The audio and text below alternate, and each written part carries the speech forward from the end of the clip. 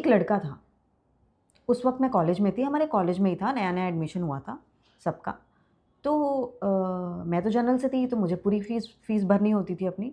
But जो बाकी अलग कैटेगरीज़ के बच्चे थे, उनके लिए कुछ-कुछ फ़ीस माफ़ थी या कम थी या डिस्काउंट था, व्हाटएवर।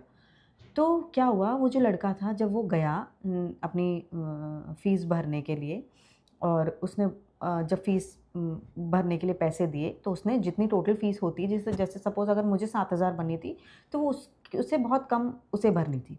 तो जब उसने पैसे दिए, तो काउंटर पे जो बैठे थे उन्होंने बोला कि नहीं आप पूरी फ़ीस दीजिए।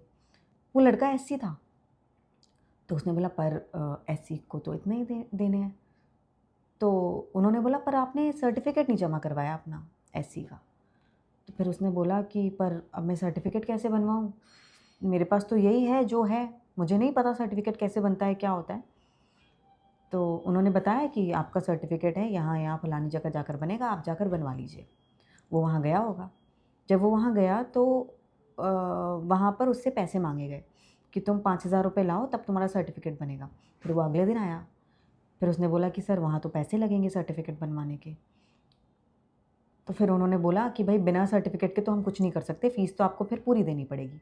तो कहने का मतलब ये है कि जो सच में गरीब आदमी है ना, चाहे वो किसी भी कैटेगरी से बिलॉन्ग करता हो, उसको इस सिस्टम के आगे ना झुकना पड़ जाता है। उसको इस करप्टेड चीज़ों के आगे ना झुकना पड़ जाता है। तो अगर जो लोग आज ये कह रहे हैं कि जात-पात है वो अभी होता है, मैं मानती हूँ होता है, आज भी होता है, ठीक है। But at the same time जो लोग वो सर्टिफ़िकेट जिन्हें नॉलेज ही नहीं है कैसे बनेगा, जिन्हें पता ही नहीं है कैसे बनता है, जिन्हें हर चीज़ में घूस देनी पड़ती है, वो लोग क्या करें? वो तो धक्के खा रहे हैं ना। छोटी से छोटी चीज़ के लिए धक्के खा रहे हैं, फिर वो चाहे किसी भी कैटेगरी के हों। चाहे जनरल कैटेगरी के हों, चाहे एससी हो, ओबीसी हो, किसी भी कैटेगरी के हों। तो जो बेनिफिट मिल रहा है वो तो उन लोगों को मिल रहा है ना जो बहुत अवेयर हैं, जिन्हें पता है कि सिस्टम का फ़ायदा कैसे उठाना है। जिन लोगों को पता ही नहीं है उनको उनके हक के लिए फ़ायदा कैसे उठाना है, वो क्या करेंगे? तो आपको नहीं लगता कि रिज़र्वेशन जो है वो सच में हटना चाहिए?